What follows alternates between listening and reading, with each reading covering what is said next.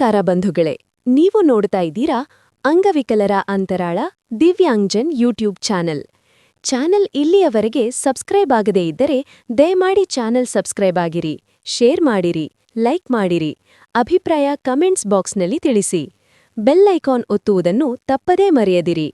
Like button ಒತ್ತಿದರೆ hype button ಬರುತ್ತದೆ, ಅದನ್ನು ಒತ್ತಿ ಚಾನೆಲ್ ಪ್ರೋತ್ಸಾಹ ನೀಡಿ. ವಿಶೇಷ ಚೇತನರ ಇಲಾಖೆಯ ಯೋಜನೆಗಳು, ಅಂಗವಿಕಲ ವ್ಯಕ್ತಿಗಳ ಹಕ್ಕುಗಳ ಅಧಿನಿಯಮ 2016ರ ಕಾಯ್ದೆಗಳನ್ನು ಕಾರ್ಯರೂಪಕ್ಕೆ ತರುವುದು ಮತ್ತು ಅದರ ಬಗ್ಗೆ ಜಾಗೃತಿ ಮೂಡಿಸುವಂತಹ ಪ್ರಾಮಾಣಿಕ ಪ್ರಯತ್ನ ಮಾಡಿರುವ ವರದಿಗಳು ಮಾತ್ರ ಪ್ರಸಾರ ಮಾಡುವ ರಾಜ್ಯದ ಏಕೈಕ ಯೂಟ್ಯೂಬ್ ಚಾನೆಲ್ ಅಂಗವಿಕಲರ ಅಂತರಾಳ ದಿವ್ಯಾಂಗ್ಜನ್ ಯೂಟ್ಯೂಬ್ ಚಾನೆಲ್.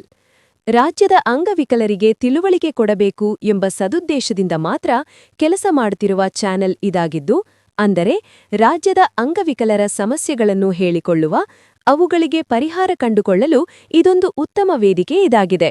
ಇದರ ಸದುಪಯೋಗ ರಾಜ್ಯದ ಅಂಗವಿಕಲ ಬಂಧುಗಳು ಪಡೆಯಬೇಕೆಂದು ಚಾನೆಲ್ ಬಳಗ ಯಾವತ್ತೂ ಆಶಿಸುತ್ತದೆ.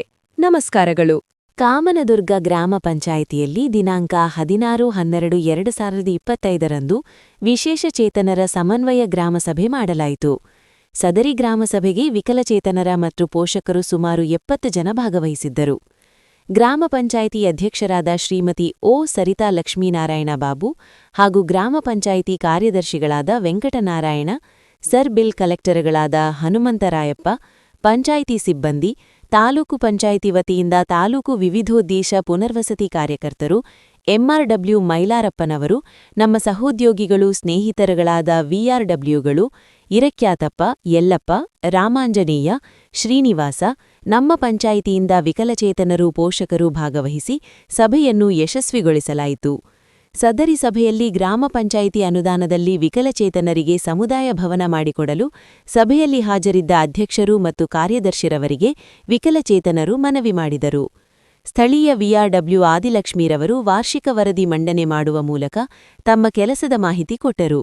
ನಿರೂಪಣೆ ಬಿಕೆಹಳ್ಳಿ ಗ್ರಾಪಂಚ್ ವಿಆರ್ಡಬ್ಲ್ಯೂ ರಾಮಾಂಜನೇಯರವರು ನಿರೂಪಣೆ ವರದಿ ಮಂಡನ ಮಾಡಲಾಯಿತು.